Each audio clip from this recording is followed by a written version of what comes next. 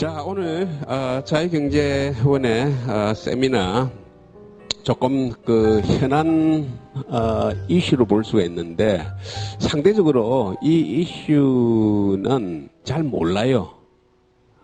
뭐 국민연금 기금 고갈된다. 앞으로 뭐 젊은 청년들이 자신들이 은퇴하고 난 이후로 제대로 받을 수 있을까 하는 그런 시각에서만 접근하고, 또 때에 따라서는 뭐 국민연금 관련자들은 이 국민연금의 수익률이 일반 그 사금융에서 있는 그런 상품보다 훨씬 더 높다 하는 이런 PR을 하는 이런 쪽으로 이슈가 집중되어 있습니다.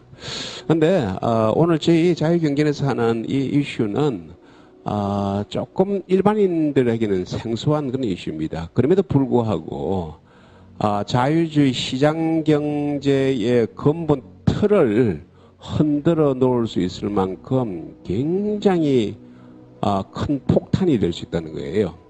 모든 게 다 그렇지만 잘만 운영하면은 그 체제에 도움이 되겠지만은 잘못 운용하게 되면은 이 국민연금도 엄청난 이 대한민국이 장기적으로 성장해 나가기 위해서는 우리의 체제, 자유주의 시장경제라는 이런 원리가 제대로 작동할 수 있게끔 이렇게 해야 되는데 이렇게 국민연금 기금 때문에 제대로 작동하지 못하면은 이것이 우리한테 재앙이 될 수 있어요.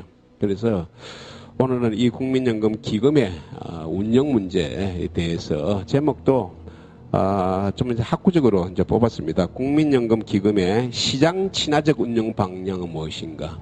시장 친화적이라는 것이 시장 경제 틀을 절대로 건드리지 않는다는 것입니다. 그래서 그런 위험성을 한 컷의 만화로 표현한 것이 바로 요 뒤에 있는 그림입니다. 예. 저기 뭐 용가리입니까? 저 뭐예요? 저 그림이 용가리 알아요? 용가리. 저 괴물 이름은 우리 옛날에 용가리라고 했는데, 그러니까 용가리가 돼버리면은 용가리는 파괴하지 말 잘 듣는 용가리는 없어요. 그래서 저 가능성에 대해서 보도록 하겠습니다. 자, 이 부분은 이제 사실 이 부분 발제는 굉장히 전문 지식을 기반으로 하기 때문에 아무나 할 수 있는 그런 내용이 아닙니다.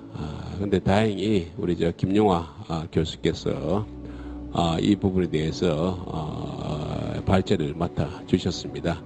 김용화 교수님께서는 김용화 교수의 일종의 그 닉네임, 별명이 국민연금입니다. 그래서 한 개 국민연금밖에 없어요. 그냥 국민연금.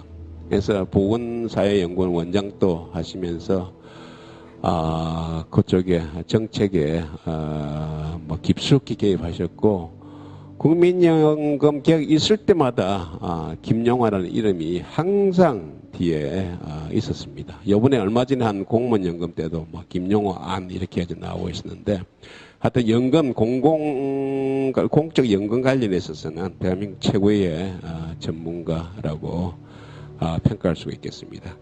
자, 그렇게 이제 발제를 맡아주셨고요. 세 분 토론자를 모셨습니다. 지금 우리 자유경제원의 이 소장으로 계시는 권혁철 박사 모셨고요. 두 번째는 경제학자십니다. 주로 공공경제학 쪽에 전공을 하시는 서강대학교 경제학과에 계신 그 김홍균 교수 모셨고요.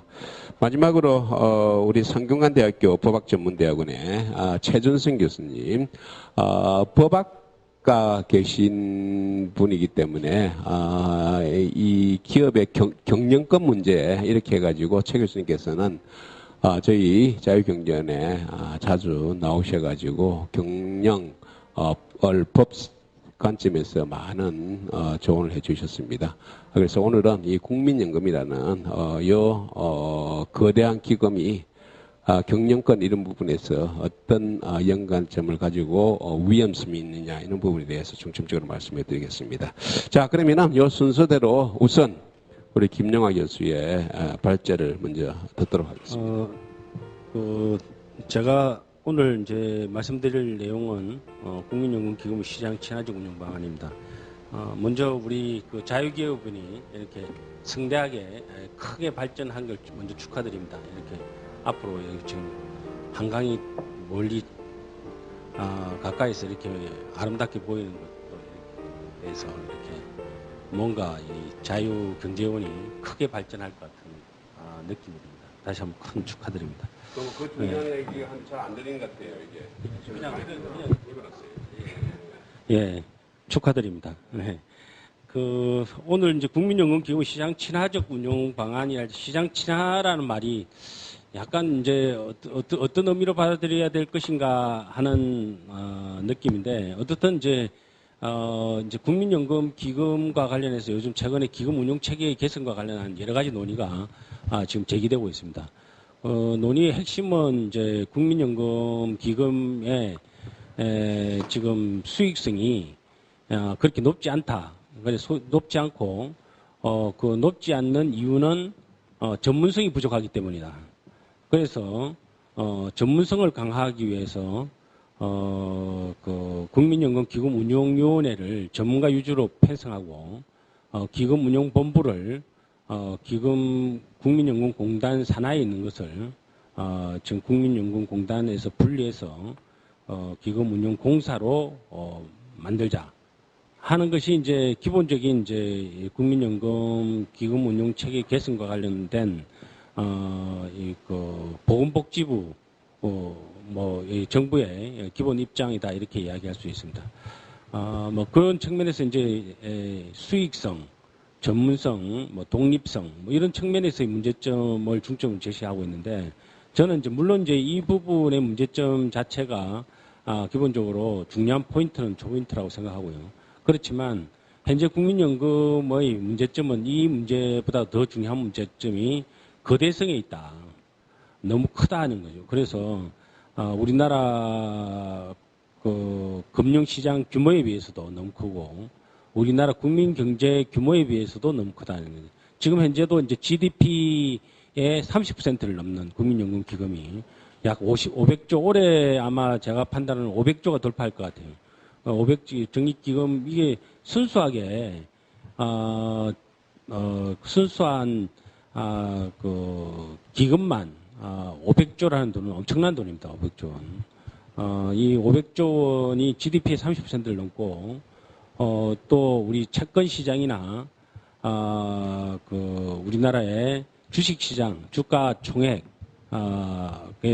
비해서도 여기 보시다시피 30% 정도 되는 엄청난 상황입니다. 물론 이제 또 거기에다가 500조 원으로 유지되는 것도 아니고 향후에 계속해서 증가되고 있습니다. 지금 그래서 한 2,500조까지 증가될 것으로 예상됩니다. 이런 상황 하에서 국민연금기금이 움직이면 이제 금융시장이나 국민경제 전체가 굉장히 부담에 영향을 줄 수 있는 그러니까 사실은 대부분의 이제 우리 펀드들이나 투자자들이라는 것은 시장 속에서 자기 물론 시장을 나름대로 시장에 다른 액션을 취하는 이제 투자자들도 있지만 기본적으로 이거는 존재 자체가 이미 시장에 엄청난 영향을 미치는 규모 이 부분에 대해서 좀 집중을 해야 되는데 이번 이제 기금운용체계 개선 방안에서는 이 거대성에 대해서는 전혀 고려하지 않고 있다. 그런 측면에서 거대성 측면을 갖다 고려한 그러한 제도 개선 방안이 있어야 되고 그런 측면에서 제가 이제 기본적으로 이제 주장하는 것은 국민연금 기금이 원래 없었더라면 이 돈이 어디가 있었을 것인가? 500조 원이 만약에 국민연금 기금으로 집중이 안 됐다면 이 돈이 누구의 호주머니에 있었을 것인가? 그리고 그 돈이 또 금융 기관에 투자가 됐다면 어떻게 투자가 돼 있었을 것인가? 그런 측면에서 국민연금 기금의 투자도 단순한 수익성 자체를 추구하는 게 아니라 만약에 이것이 그 국민들 각계에 흩어져 있었다면 존재했을 곳 정도를 갖다가 우리가 좀 판단을 해서 그대로 그 비율대로 그대로 국민연금기금도 뿌려줘야 된다. 그렇게 해야 국민연금기금의 거대성 문제가 해결되고 또 국민연금기금이 시장에 미치는 영향도 최소화될 수 있다. 뭐 그런 측면에서 시장 중립성이라는 이야기를 하고 있습니다. 그래서 시장 중립적 운영 방안 이런 이야기를 제가 이제 쭉 해왔는데 우리 이제 현진건 원장님께서 이 시장 중립적이라는 느낌보다 한 단계 더 나가서 시장 친화적이라는 말을 갖다가 붙이신 것 같습니다. 그래서 뭐 굉장히 뭐 어떻게 보면 더 뭐 현실적인 표현이 아닌가 이런 생각도 합니다. 어떻든 이제 뭐 그런 내용을 중심으로 해서 지금 이제 국민연금 기금의 운영 방안과 관련해서 간략하게 말씀 올리도록 하겠습니다. 앞에 말씀드렸듯이 이제 기금 운용 체계가에 대한 그 기금 운용 규모가 이제 500조 원 가까이 가고 있다는 이야기. 그리고 이 국민연금 기금 운용 체계, 현재의 기금 운용 체계는 1999년도에 만들어진 겁니다. 그 전에 국민연금 기금이 처음으로 이제 적립기금이 만들어질 때는 기금운용위원장이 경제기획원 장관이었습니다. 그 복지부 장관은 부위원장이고 뭐 그런 식으로 해서 뭐 이제 기획재정부가 기금운용위원장 역할을 하면서 사실은 이제 국민연금 기금 중에 상당 부분을 공공부문에 투자를 했습니다. 그러다 보니까 이제 공공부문 투자라는 것은 결국은 이제 국공채 발행 이자율 정도 주는 것이기 때문에 수익률 측면에서 문제가 있을 수 있는 거죠. 그런 측면에서 이제 운용을 하다 보니까 이에 대해서 이제 일반 국민들이 우리 국민들 돈을 갖다가 가져가서 그렇게 저금리로 저리로 운용했어야 어떻게 우리가 우리의 돈을 갖다가 국가에 맡겨 놓을 수 있느냐 하는 그런 반발, 반대 때에 이제 부딪혀가지고 제도 개선이 이루어졌는데 이것이 이제 1997년, 98년, 99년대 논의를 이루어져가지고 지금 현재의 체계 기금운용위원회가 만들어졌고 그 기금운용위원회가 물론 과거에도 있었는데 이제 그 구조가 좀 바뀐 거죠. 가입자 단체가 대폭 많이 참여하고 전반적으로 기금운용위원회가 국민연금 기금의 대표성 측면을 갖다가 강조하는 뭐 그런 구조로 바뀌었습니다. 노총, 경총, 정경련 뭐 이런 각종의 이제 이 우리 국민연금과 관련된 이해관계 단체가 포함되어 있습니다. 그렇지만 이제 전반적인 이제 지배 구조를 보면 전반적으로 이제 각 부처에 지금 차관들이 들어가 있고 그 차관들이 이제 대부분 이제 정부 의견을 갖다가 반영하는 것이고 또 이제 한국개발연구원장, 보건사회연구원장 이런 사람들이 기금운용위원회 위원으로 들어가 있습니다. 그러다 보니까 이제 전체적으로 보면 과반수 이상이 공공부문에 들어 있어서 전체적으로 이게 그 국민연금 기금 운용이 외형적으로는 가입자 대표성을 반영하는 것 같지만 전체적으로는 정부가 주도적으로 움직일 수 있도록 이렇게 만들어져 있습니다. 그러면 이제 기금운용본부를 강화를 시켰습니다. 그래서 기금이사를 좀 더 독립적으로 입장해서 선발하고 그 기금이사가 좀 더 이 전문성에 기초해서 제대로 운영할 수 있도록 이렇게 바꾸었습니다. 뭐 그렇게 바꾸고 난 다음에 그 국민연금 기금은 뭐 큰 무리는 없었다고 생각합니다. 지금 비교적 뭐 주식 투자를 잘못했니 뭐 이런 이야기는 있지만 사실은 뭐 우리가 전체적으로 포트폴리오를 하다 보면 리스크가 높은 주식을 투자하면은 마이너스 수익률을 날 수 있는 거죠. 그래서 평균적 수익률이 중요한데 평균적 수익률이 제가 보는 관점에서는 너무 높아서도 안 되고 딱 적절한 우리가 그 기준이 제가 판단하기로는 이제 경상 GDP 성장률 정도. 그러니까 우리나라 국가가 성장하는, 국민 경제가 성장하는 성장률 정도를 국민연금기금이 수익률을 높여주면 이것은 시장에 영향을 미치지 않고 예를 들면 국민연금기금이 높은 수익률을 얻기 위해서 마구 휘짓고 다니면 그것이 굉장히 리스크도 높아질 뿐만 아니라 그것이 결국은 자기가 높은 수익률을 가져가는 만큼 일반 민간이 높은 수익률을 가져갈 수 있는 기회를 뺏는 것이거든요. 어차피 금융시장이라는 것이 알고 보면은 뭐 여러 가지 전문가들도 이야기하기에 대부분 결국은 제로섬 게임 아니냐. 누군가가 가져가면 누군가가 잃는 거죠. 우리 주식시장도 마찬가지 아닙니까? 누군가가 따면은 누군가가 손해보는 것이지 이게 뭐 돈이 이게 뭐 전반적으로 그냥 모든 사람한테 이익되고 이렇지는 않는 거거든요. 그래서 그런 측면에서 국민연금기금 운용 수익률이 우리나라 경상 GDP 성장률 정도를 갖다가 달성하면 그 정상적인 수익률이라 볼 수 있다라고 생각했는데 이제 저희가 이제 지금 1988년 이후에 지금까지 수익률을 계산해 보면 한 6.5% 정도 됩니다. 그게 이제 우리나라 그 기간 동안의 GDP 경상 GDP 성장률보다 약간 높은 거의 비슷한 정도 수준이 됩니다. 그러니까 아주 뭐 그렇게 의도적으로 운용을 한 건 아니겠지만 결과적으로 봤을 때 굉장히 적절하게 운용을 했다라고 판단됩니다. 그런데 이제 그럼에도 불구하고 이제 일반 이제 민간에서는 국민연금 기금 운용 수익률이 외국에 있는 그 펀드들 뭐 지금 5대 기금 뭐 이런 이야기를 합니다. 뒤에 나오는데요. 5대 기금들의 운용 수익률과 비교했을 때 좀 낮다 이런 이야기를 하는 거죠. 6쪽에 보시면은 이 5대 연기금의 연차 보고서에 나오는 수익률은 이제 그 5.8% 2005년 10년까지. 어떻든 이제 일본 공적연금보다는 괜찮지만 네덜란드의 공적연금, 미국 캘리포니아 공무원연금, 노르웨이 글로벌 펀드연금 뭐 어떻든 이런 연금들보다는 낫다 이런 이야기죠. 그래서 뭐 그런 측면에서 이 수익률이 낮다 이렇게 이야기하는데 실제로 이제 우리나라 이제 그 기금 운용 기금이 공적 기금이 한 60개 정도가 있습니다. 그 작년도 2013년도 공적 연기금에 대한 평가를 했는데 그 평가를 해보면 국민연금 기금이 수익률이 제일 높습니다. 그러니까 우리나라에서는 제일 높은데 그럼에도 불구하고 외국의 이제 연기금에 비해서는 상대로 낮다.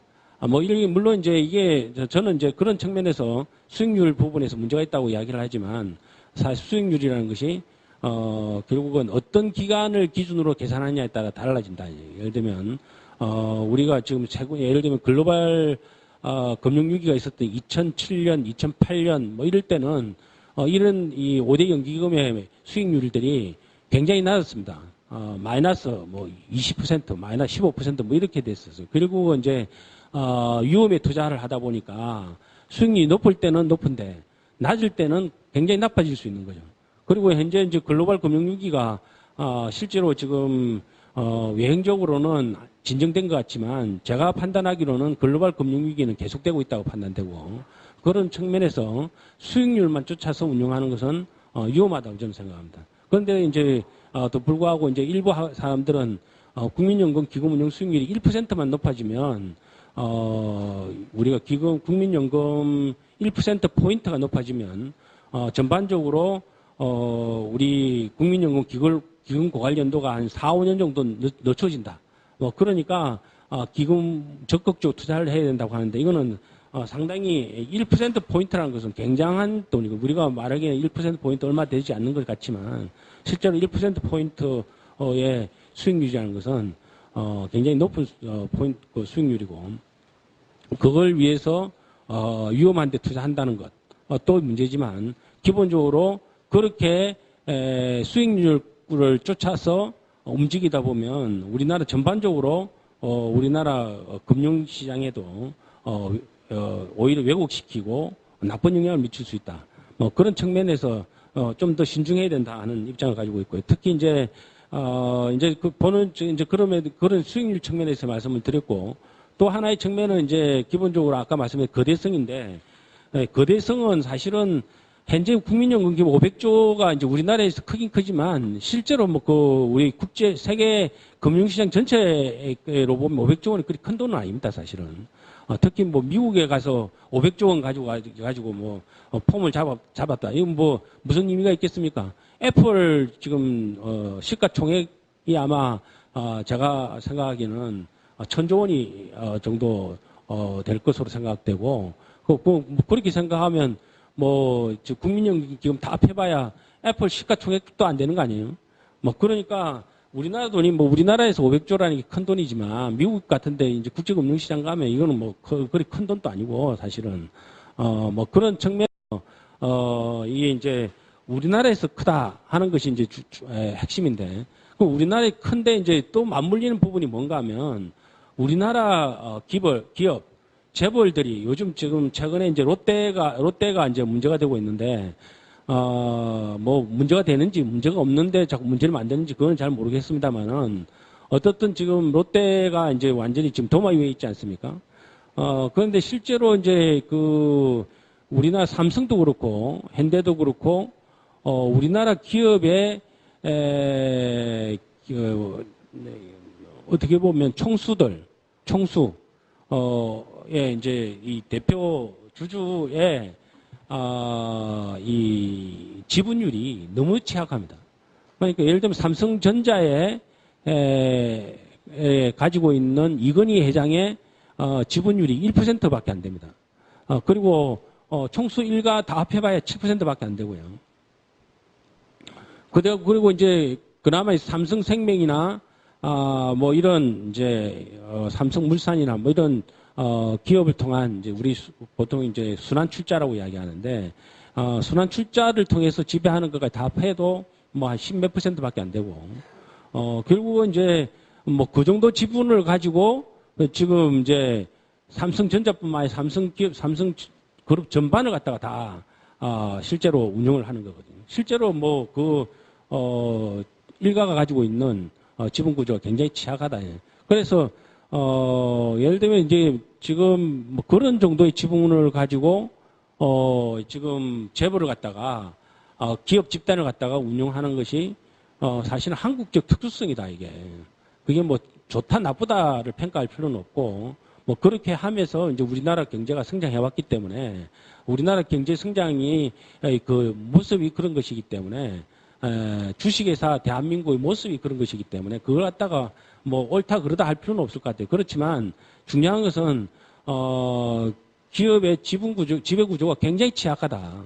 이번에 이제 특히 이제 최근에 여러분이 아시다시피 삼성물산하고 제일모직의 합병 과정에서 보시다시피 실제로 그 국민연금 기금이 가지고 있는 지분 13%가 되는데 그 지분이 사실은 이번에 손을 안 들어줬으면 만약에 그 합병하는데 찬성을 안 했으면 실제로 제일모직하고 이번에 그 지금 삼성물산 합병은 실패했을 겁니다. 그리고 3분의 2의 지지가 있어야 되는데 일부 신문에서는 압승을 했다고 이야기하는데 3분의 2의 지지를 얻어야 되는데 69%로 통과했으니까 3%포인트 높게 겨우 통과한 거죠. 뭐 그렇게 생각한다면 실제로 삼성이 우리 그 국민연금 기금에서 이 지지를 안 했으면은 이번에 그 엘리엇이 원하는 대로 이 합병에 실패했을 것이다. 라고 보여지는 거죠. 이야기는 다시 말하면 이게 뭐 삼성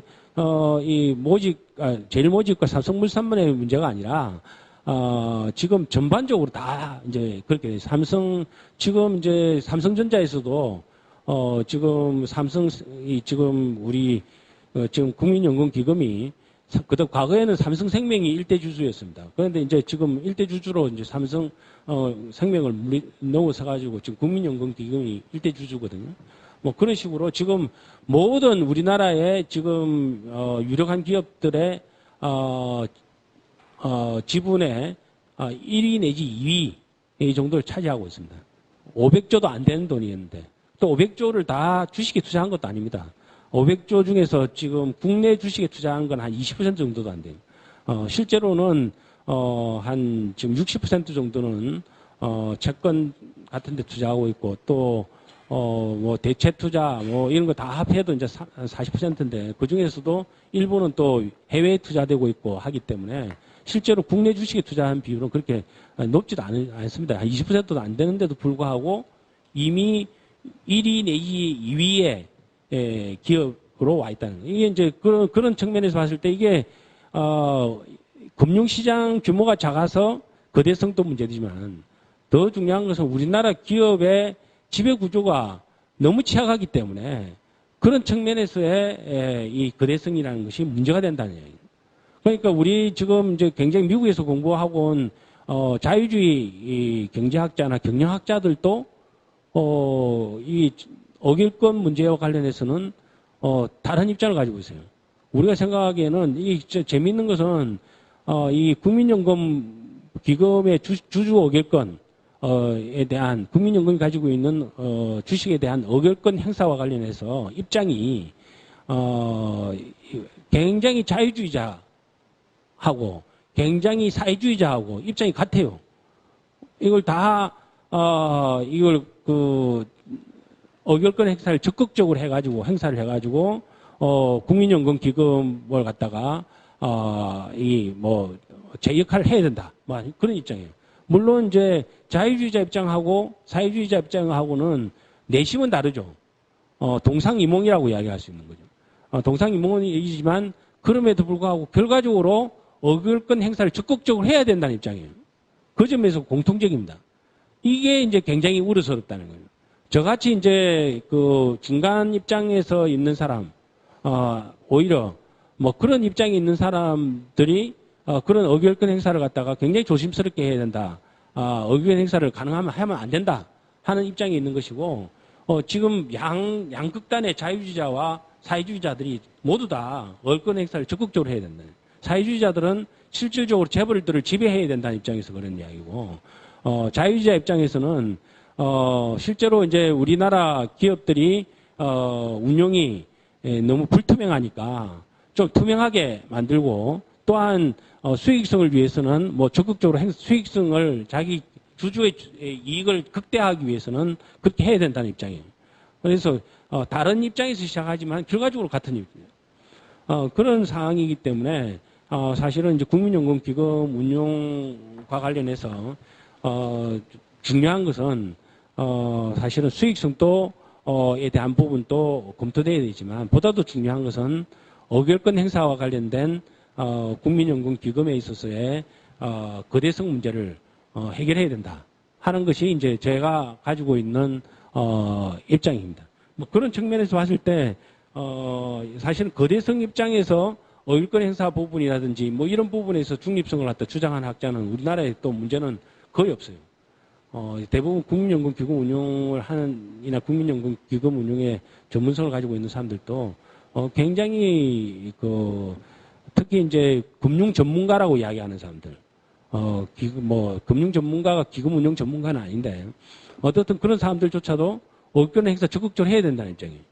뭐 그런 입장이다 보니까 사실은 제가 학자로서 어결권 행사를 진중하게 해야 된다는 입장을 가지고 있는 저는 굉장히 어떻게 보면 외로운 상황에 있는 거예요. 그래서 뭐 그런 상황 하에서 이제 제가 이제 주장하는 것은 국민연금 기금이 어떻든 기금 현재와 같이 국민연금공단 산하에 있는 것은 바람직하지 않다. 왜냐하면 공단이라는 데는 기본적으로 국민연금과 관련된 관리, 운영, 행정을 하는 곳이지 기금 운용을 하는 곳은 아니다. 그래서 실제로 이제 문제는 이사장이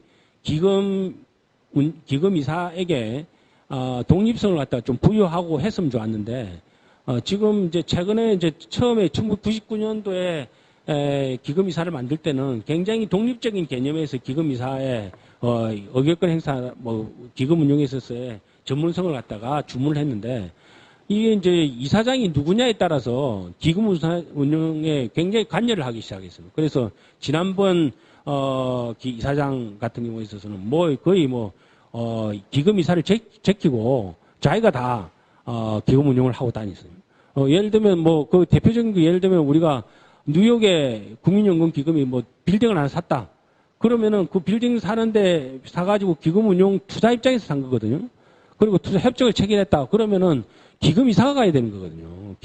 국민연금공단 이사장이 가야 되는 게 아니라. 그런데 그 공단 이사장이 다 가고 기금 이사는 뒤에 앉아가지고 가만히 앉아가 있어야 되는 입장이니까 이거는 벌써 기본적으로 잘못된 거죠. 지금 현재 우리 최강 이사장님 물론 잘하시고 계시지만 또 우리 자유주의에 선두주자시고 해서 그렇긴 하지만 최강 이사장님도 뭐 막상 가고 나니까 자유주의자의 대표이신데도 불구하고 실제로는 기금 이사를 넘어서 실제로 좌지우지하는 입장에 지금 국내 이사장이 있어요.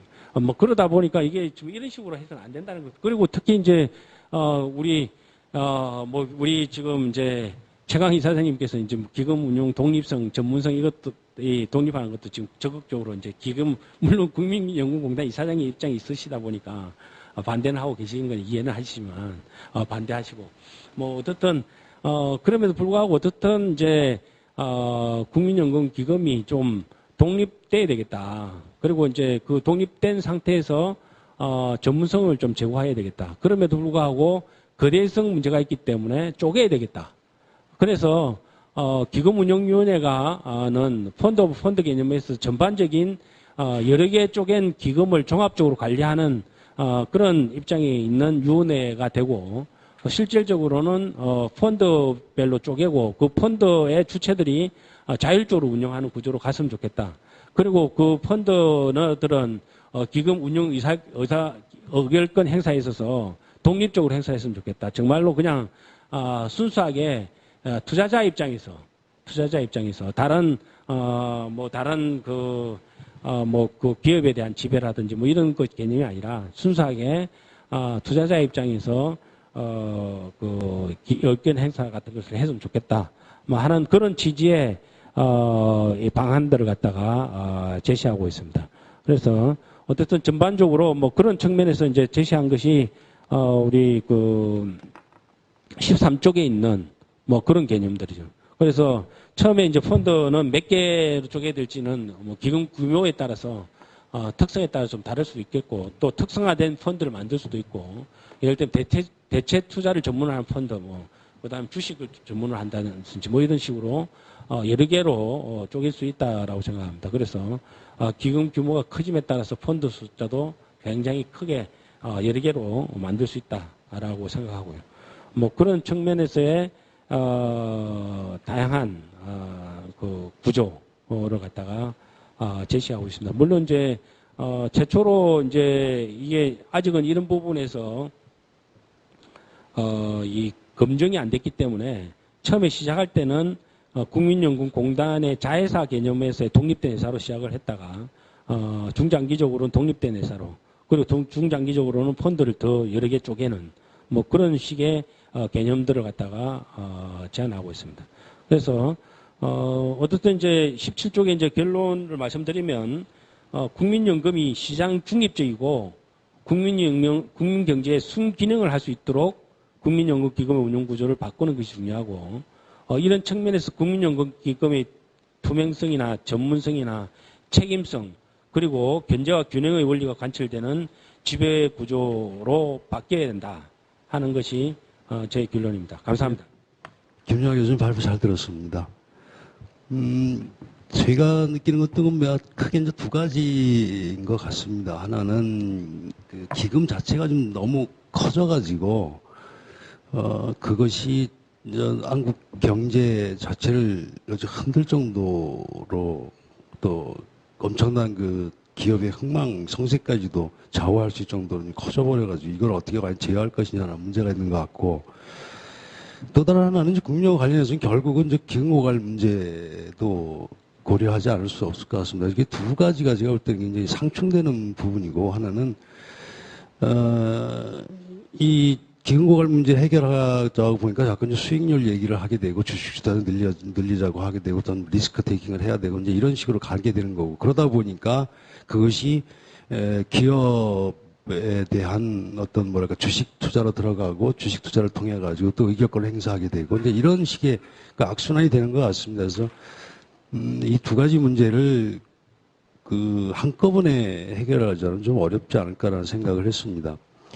결국은 그 공룡과 같이 이제 커져가지고 문제가 되는 게 현재 이제 기금이 계속 축적이 되고 있는 상황이고 현재로서도 큰 위력을 발휘하고 있는데 교수님께서 말씀하셨고 또 발제문에 잠깐 좀 나오고 있습니다. 결국 이게 이제 퇴조할 때 상당한 큰 충격으로 다가오는 거죠. 근데 이런 이렇게 나타난 이유가 과연 뭔가 하면은 몇 가지 요인들이 이제 중복 또 중첩이 돼가지고 나타나는데 하나가 막강한 자금력이고요. 조금 전에 말씀드렸듯이 이제 수익률 올리기 위해서 주식 투자 비중을 이제 늘리기 시작했고 그러다 보니까 주요 기업의 지금 일대 주주 내지는 대주주로 지금 등장을 했고 그것에 그친 것이 아니고 이제 거기에 의결권 행사까지 적극적으로 행사를 한다라고 하면서 상당히 좀 문제가 논란이 되고 있는 것 같습니다.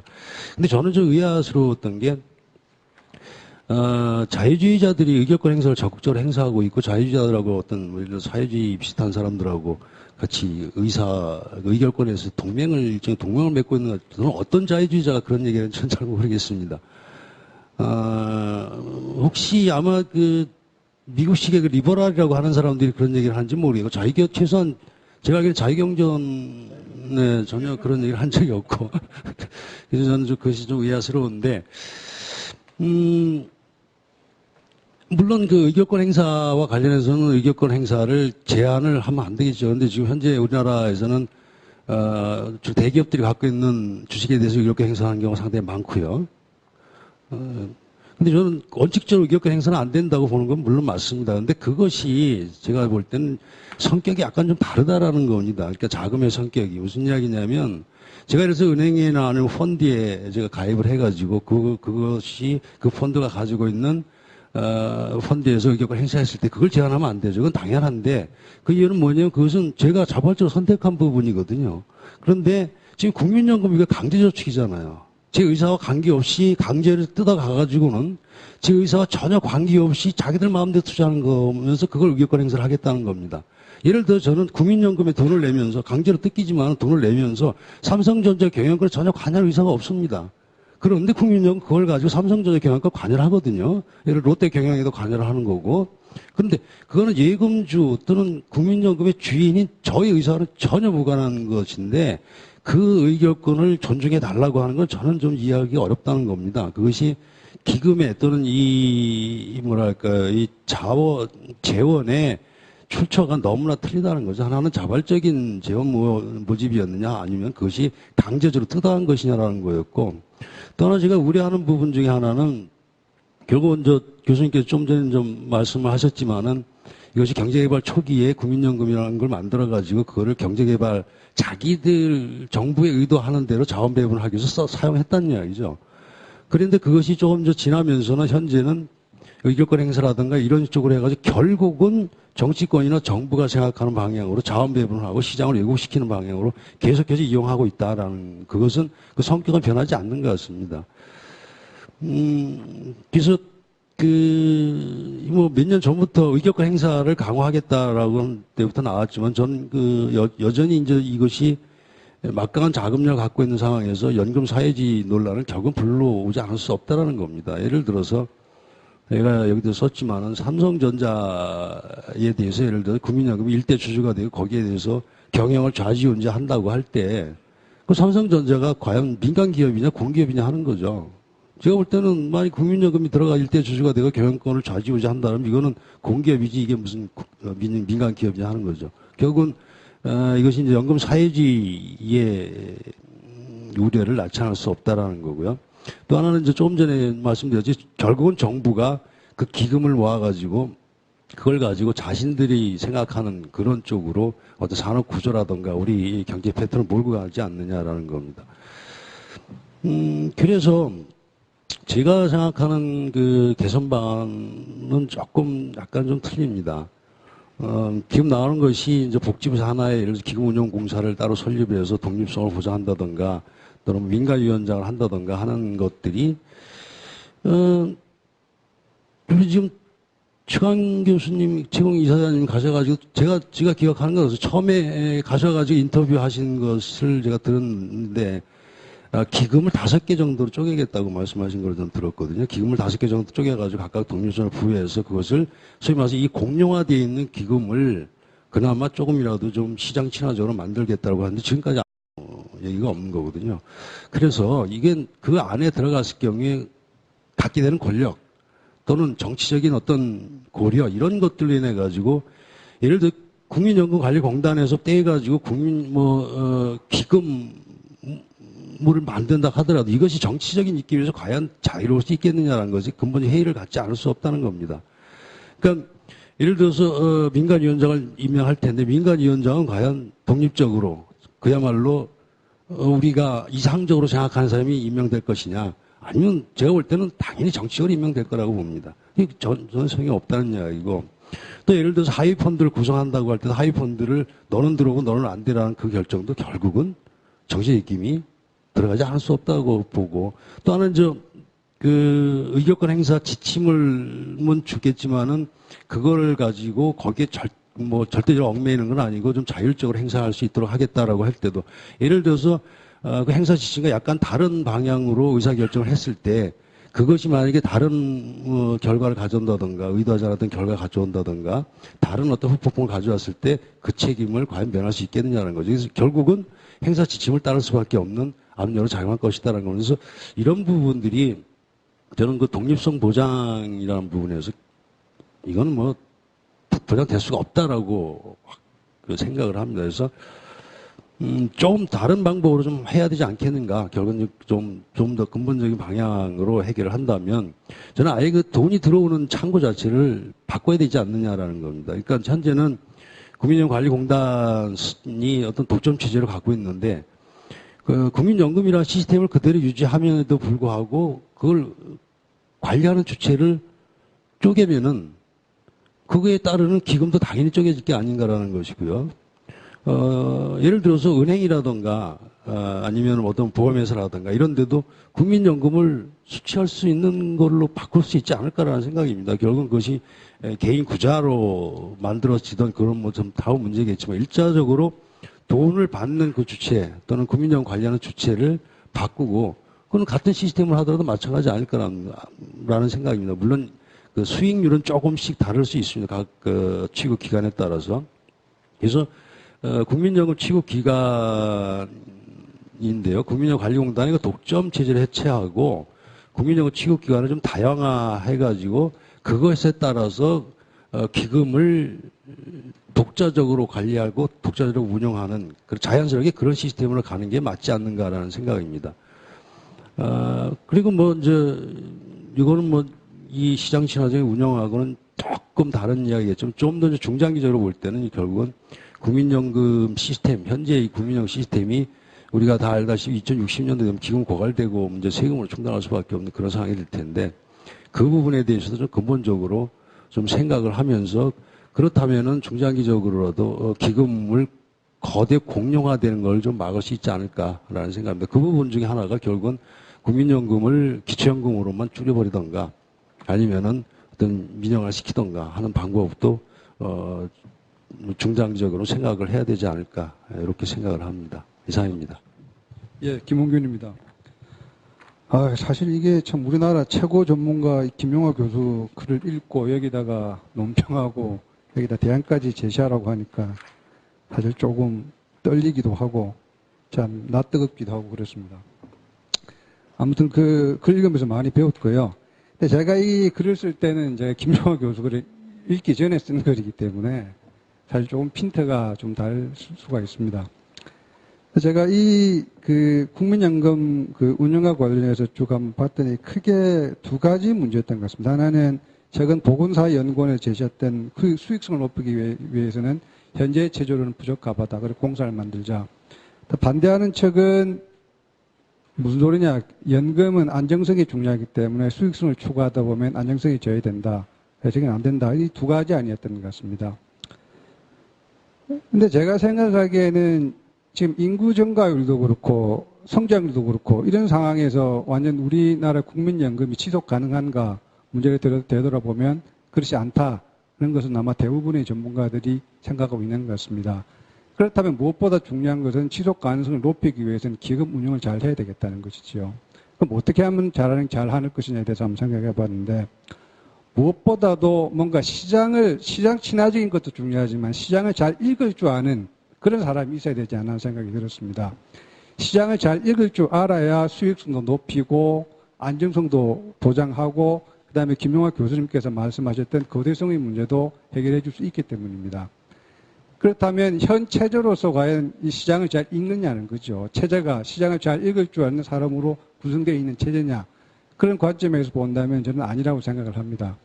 시장을 잘 읽을 줄 알기 위해서는 뭔가 글로벌 플레이들이 모여있는 집단이 되어야 되는데 현 체제가 과연 그런 그 사람들을 끌어모으기에 충분한 체제인가. 그러기 위해서는 보수도 충분해야 되고 인사체계도 갖춰야 되고 그다음에 더욱이 서울에도 있어야 되는데 지방에도 내려가고 이러한 체제 하에서 정말 글로벌 전문가들이 모일 수 있는 체제인가 하고 생각해 봤을 때 그런 건 아닌 것 같습니다. 그 다음에 또 하나는 이게 기금 운영하는 게 정말 정치적으로 뉴트럴해야 되는데 뉴트럴 하냐는 거죠. 아까 김영호 원장님도 말씀하셨고 우리 현 원장님도 말씀하셨다시피 누구냐에 따라서 많이 바꿀 수 있는 문제고 이 문제는 사실 재정학 교과서에서도 많이 다루고 있는 문제거든요.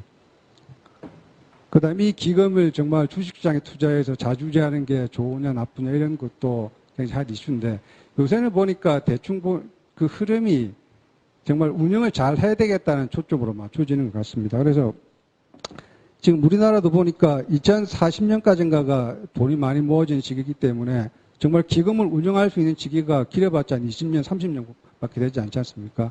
그렇다면 이 이슈가 왜 이렇게 늦게 나왔냐는 생각이 들고요.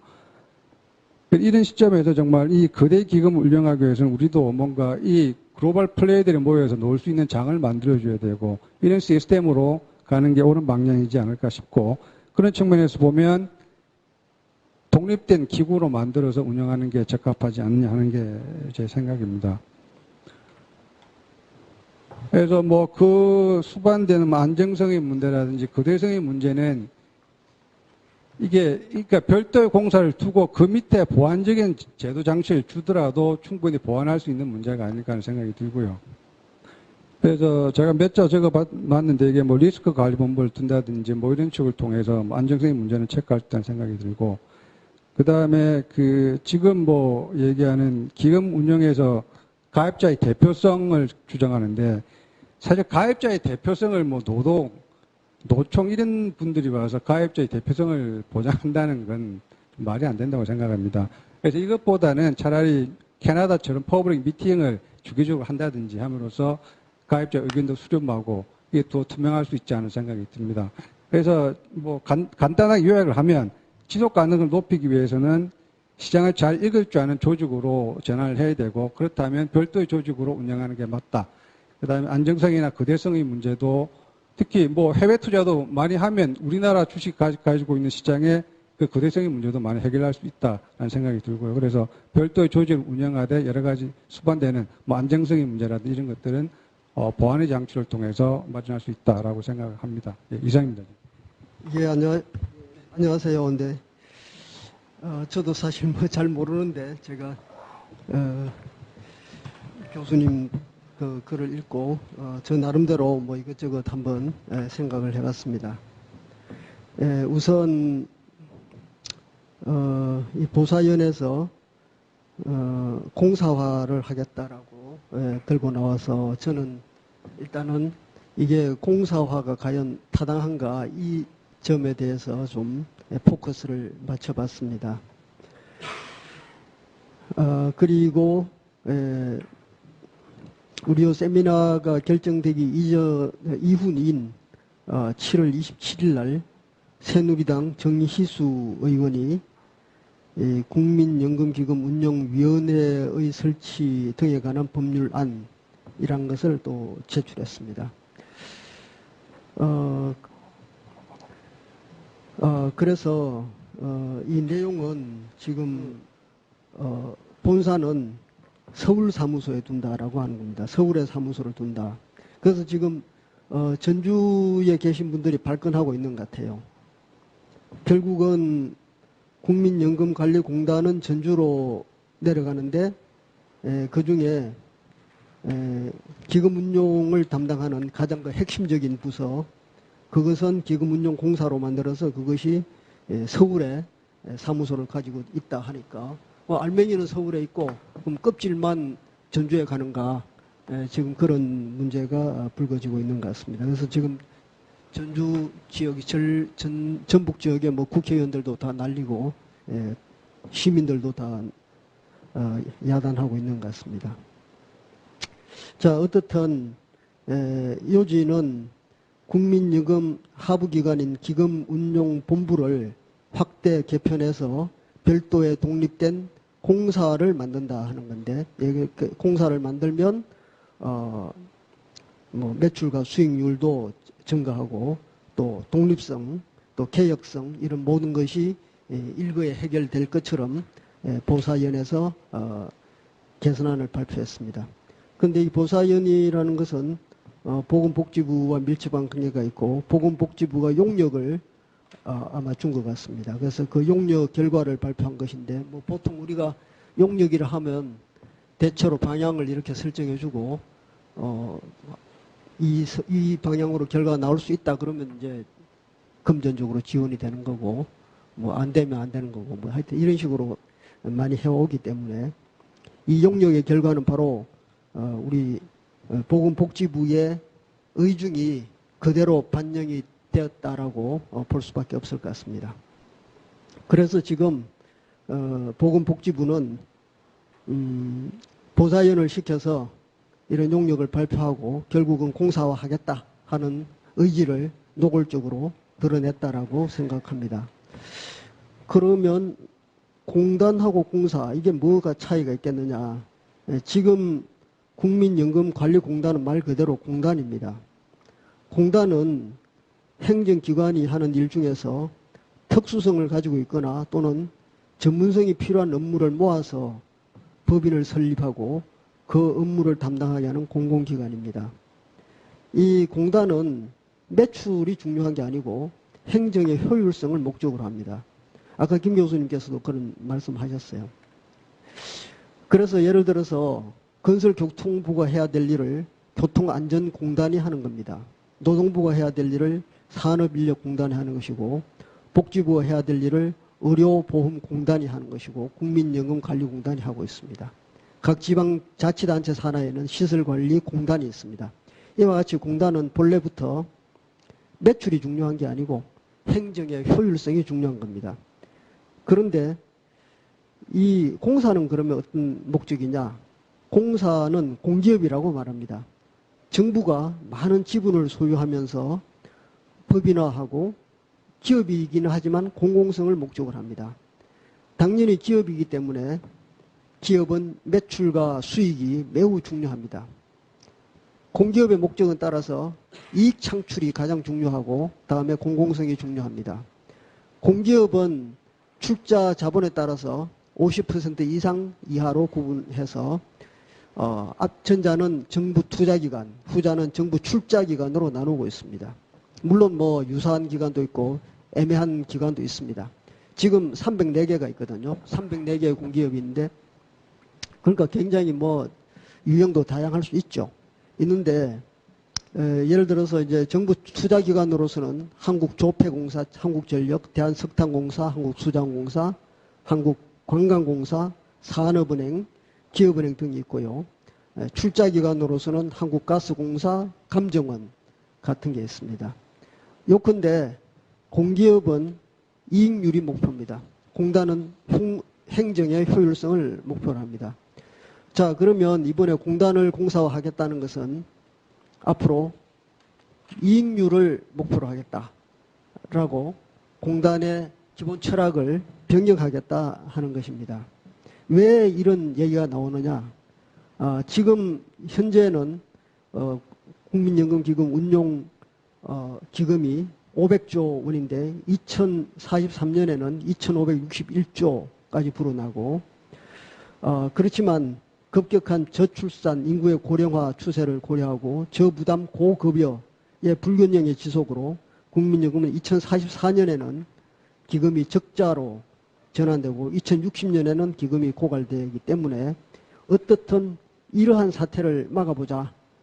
그래서 조직 재편, 민간 기업에서 하는 과감한 구조조정 모델을 도입해서 수익률 창출 기관으로 재탄생하겠다 하는 겁니다. 정말 눈물겨운 그런 애국심에서 나온 결정이 아닌가 생각이 됩니다.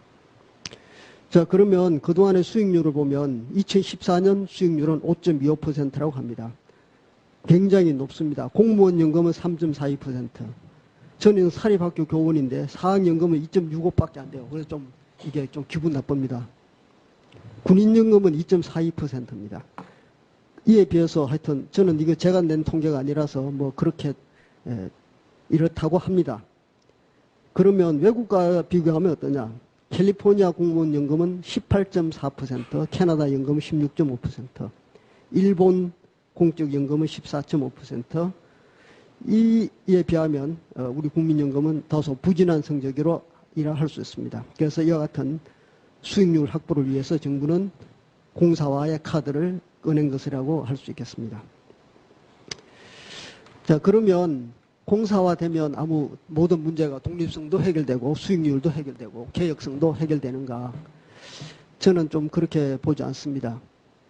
첫째로 그렇지 않아도 수많은 금융공기업, 우리나라 금융공기업이 너무 많습니다. 제가 각주 6분에 적어놨습니다.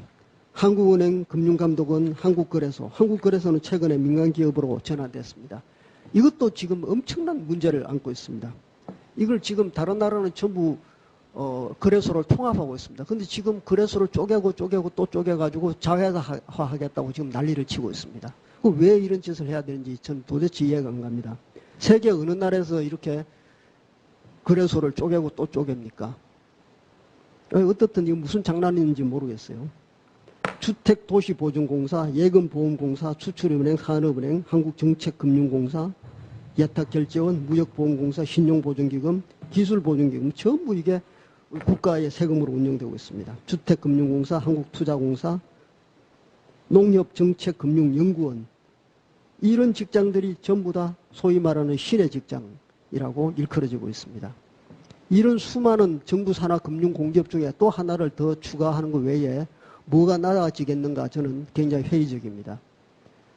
공사화한다고 해서 전문성과 독립성이 확보되고 수익률이 제고된다는 보장은 전혀 없다라고 생각합니다. 왜냐?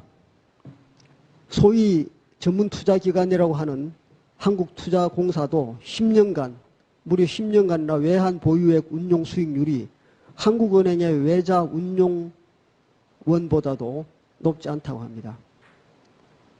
예, 이 전문투자기관도 이 한국은행이 하부기관맛도 못하다는 거죠. 그럼 기금 운용위원회를 상세라 하면 수익률이 높아지는 것은 희망사항일 뿐입니다.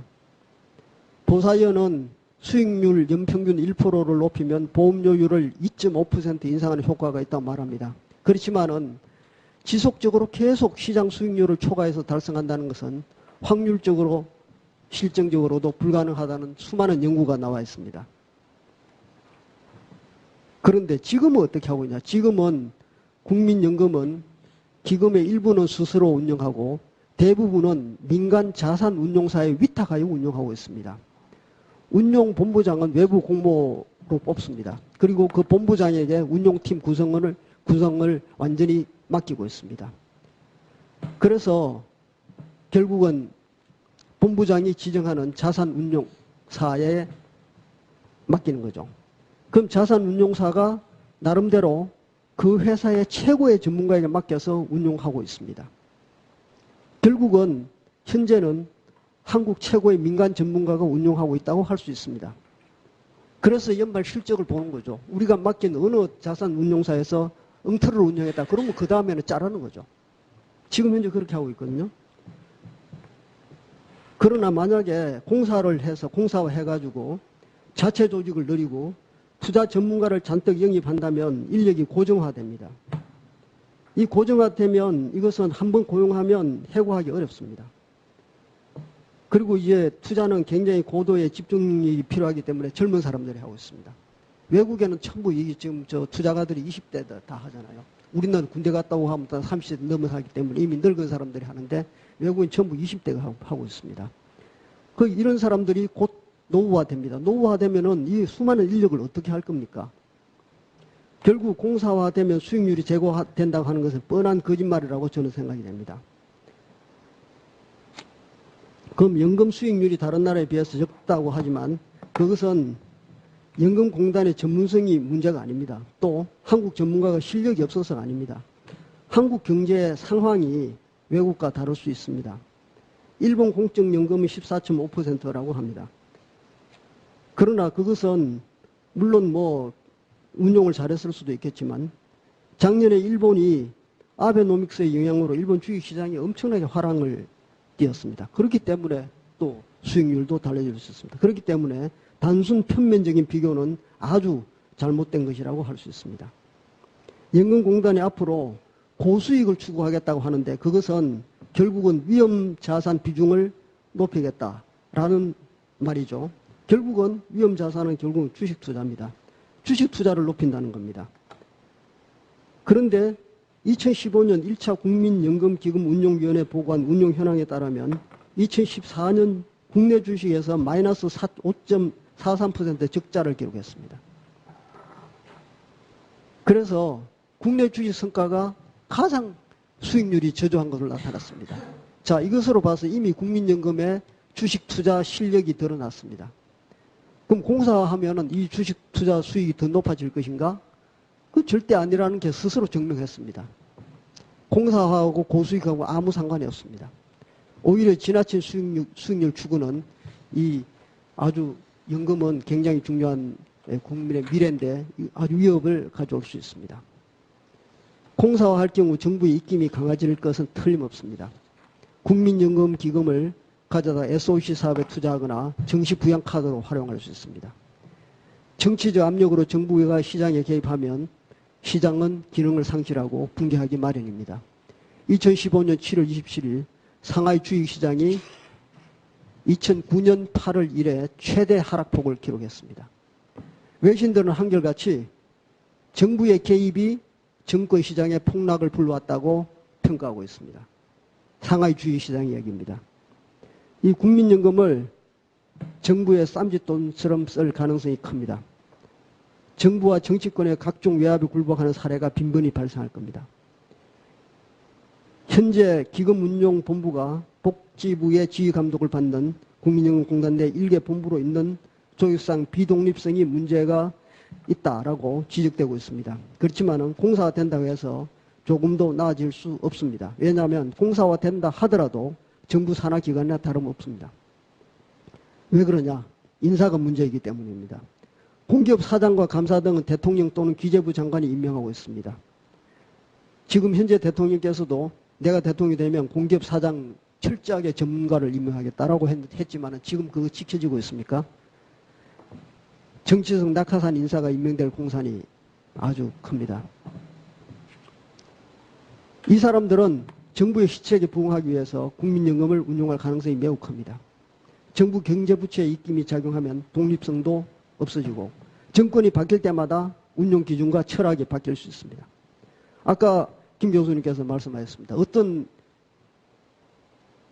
분은 오셔가지고 운용 수익, 운용 것까지 다 일일이 관여한다고. 기금 운용까지 다 관여하고. 어떤 분은 관여하지 않고 맡기고. 그러니까 사람에 따라가지고 운용 기준도 바뀌고 철학도 바뀌어버릴 수 있습니다.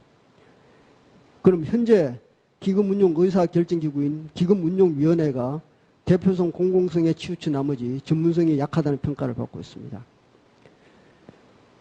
운용은 국민연금공단 내 기금운용본부가 하고 최고 의사결정은 비상임위 위원 20명으로 이루어진 기금운용위원회가 맡고 있습니다. 그런데 이 기금운용위원회의 20명 인적 구성을 보면 정말 좀 실망스럽습니다. 자산운용과 전혀 거리가 먼 보건복지부 장관이 위원장이 되어 있습니다. 아니, 보건복지부 장관은 이때까지 보면은 거의 의사 선생님 아니면은 뭐 이분은 이제 지금 이번에 며칠 좀 바뀌었지만 어제 바뀌었나요? 예. 이분은 아니지만은 이번에 보면 대개 보건복지의 이 전문가들입니다. 이분들이 투자하고 무슨 상관이 있습니까? 또 역시 공무원들인 기획재정부, 농림축산식품부, 산업통상자원부, 고용노동부 차관들이 합해갖고 6명, 6명이 당연직 운영위원입니다. 아니 농축산식품부의 차관이 무슨 투자를 아신다고 이게 위원이 뻔뻔하게 위원이 될 수 있단 말입니까? 그리고 공단 이사장 당연직 운영위원입니다. 위촉직 운영위원들은 역시 자산운용과 전혀 거리가 없는 사용자 단체 3명, 근로자 단체 3명, 지역 가입 대표자 6명, 그리고 관계 전문가는 2명뿐입니다. 이 도대체 왜 이렇게 구성돼야 하는지 이런 것부터 제대로 해야 되지 않겠나. 예. 그럼 왜 이렇게 구성했냐? 전문가로 구성할 경우 가입자들의 목소리가 반영되지 않을 수 있다는 것을 우려했기 때문이라고 합니다. 높은 수익률을 추구하다가 오히려 손실을 볼 수 있다고 합니다.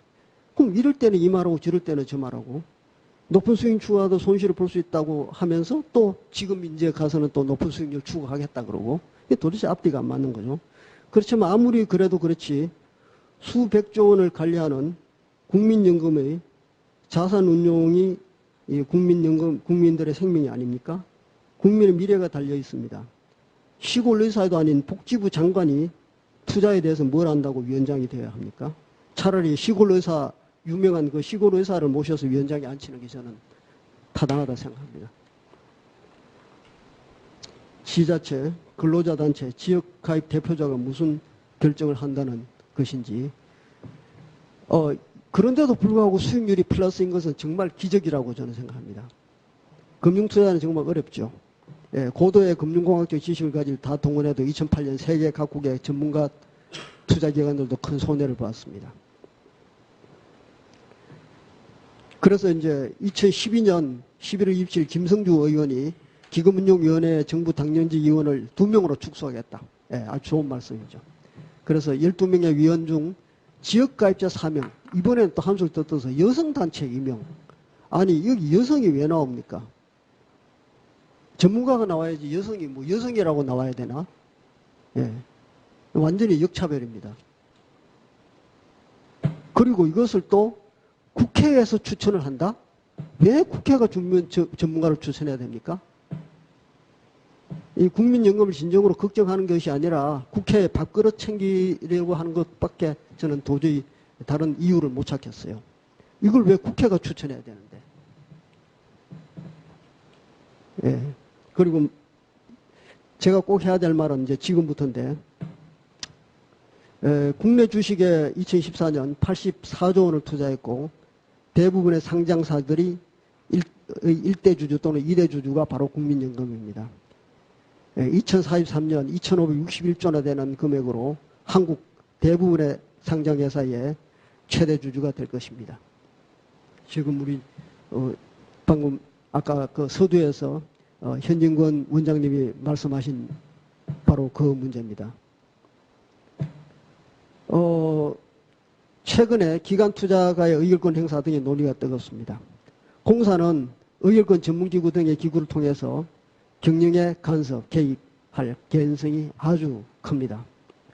의결권 전문기구의 지금 그 인적 구성을 보면 대부분 성향이 파악이 잘 안 되고 있습니다.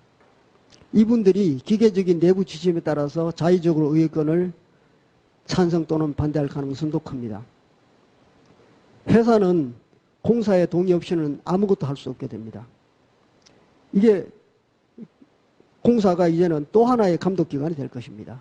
금융감독원 위에 또 하나의 감독기관이 되고 기재부 위에 또 하나의 감독기관이 됩니다. 기업은 국민연금의 눈치를 볼 수밖에 없고 국민연금이 산업계를 지배하게 됩니다. 한국의 주요 상장 기업에 대한 지배권을 연금이 국민연금이 확보하게 됩니다. 국가의 기업을 지배하는 연금사회주의로 발전할 지름길이 될 것입니다. 이것이 자유시장 경제인 우리 경제에 가장 큰 해악을 끼칠 것으로 생각합니다. 의결권이 문제입니다. 그런데 왜 국민연금에 의결권을 행사해야 됩니까? 자기 돈도 아니잖아요. 국민들이 맡긴 보험료인데 우리 지금 기관들이 의결권 행사할 때는 주주의 의견을 물어서 의결권 행사합니다. 그런데 국민연금은 국민의 뜻도 묻지 않고 자기들 멋대로 의결권 행사하겠다는 거죠. 도대체 그 근거가 뭡니까? 자기들이 임시적으로 돈을 보관하고 있는 관리하고 있다 해서 자기가 의결권 행사한다? 그럼 무슨 자기 주주도 아닌데 왜 의결권 행사합니까? 국민들의 돈이란 말이죠. 그 근거를 저는 도대체 모르겠어요. 그리고 의결권을 행사할 때도 당연히 경제적 관점에서 해야 되겠죠. 기금 수익률 확충이 정말 중요한 과제입니다. 그렇다면은 그 정치적 고려라든지 심지어는 애국적 고려, 애국심 이런 것도 배제해야 됩니다. 순수하게 경제적 고려해서 의결권 행사해야 되겠죠. 만약 한다면. 그리고 아까 김 교수님 말씀하셨다시피 한국의 기업의 소유 구조를 감안해야 됩니다. 한국의 아까 김 교수님은 한국의 이런 그 순환 출자 고리, 낮은 지분 소유 이런 것은 뭐 좋은 것도 나쁜 것도 이렇게 평가할 수도 없고 어떻든 한국적인 현상일 뿐이다 이렇게 말씀하셨는데 아주 좋은 말씀이라고 저도 생각합니다. 그 소유 구조를 감안해서 의결권 행사하더라도 해야지만 될 것으로 생각이 됩니다. 그런데 문제는 이 특별 결의가 문제입니다. 특별 결의에 발행주식 총수의 3분의 1이 와야 돼요. 이런 식으로 엉터리 그 최강의 트럭 이 요건을 요구하는 나라는 우리나라밖에 없습니다. 이건 그러니까 이번에 66%로 찬성했다는 건 참 대단한 일이라고 할 수 있죠. 세상에 어느 나라에서 이런 식으로 의결권을 강화시키는 이런 나라는 없거든요. 그래서 이런 것들도 다 손을 봐야 되는데 여섯째, 현재는 기금운용본부장만큼 외부 공모를 통해서 외부 인사로 임명하고 본부장이 운영팀을 구성해서 운영하기 때문에 오히려 전문성이 있습니다. 그러나 공사가 되면 사장자를 비롯해서 국장 등 수많은 자리가 새로 생깁니다. 이 자리는 결국은 공무원의 노후 보장용으로 채워질 것이 분명합니다. 복지부는 퇴직 공무원의 노후 보장을 위해 했다는 것인지 한번 반성을 해야 되지 않을까 생각합니다. 또 보사연은 거대 기금을 운용하기에 현재 기금운용본부의 인력 및 조직 역량이 부족하다고 지적했습니다. 그러나 1279조 원을 굴리는 일본 공적연금은 운용 인원이 불과 85명입니다. 그러면 지금 현재 470조를 운영하는 연금공단은 2배가 넘는 212명입니다. 2014년 일본 공적연금 수익률은 14.5%, 85명이 14.5%를 달성했습니다. 금액도 1279조 원을 굴렸습니다. 한국은 475조 원, 반도 안 되는 475원 굴리면서 인원은 212명이었고요. 수익률은 아까 말씀드린 것처럼 5.25%였습니다. 도대체 이걸 어떻게 설명할 겁니까? 인원이 부족하다? 그리고 연금공단에 거둬들이는 것은 말이 보험료지 실제는 세금입니다. 만약에 체납되면 국세 체납 처분의 예에 따라 징수할 수 있도록 되어 있습니다. 국민연금법 95조 4항에 되어 있습니다. 압류도 가능, 차압이 가능합니다. 세금의 운용은 수익 차원이 아니라 관리 차원입니다. 그러므로 현대 국민연금은 공사가 아닌 공단이 맞다라고 생각합니다. 기본 철학적으로요. 그럼 대안은 저는 국민연금 자체의 신뢰 회복이 급선무라고 생각합니다. 지금 현재 얼마 전에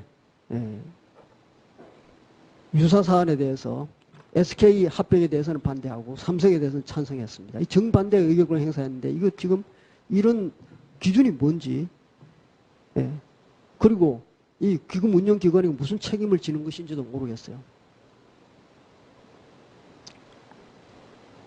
그리고 이제 운용 조직 이것을 너무 이제 금액이 커지니까 분할해서 경쟁시키는 게 맞는 것 같습니다.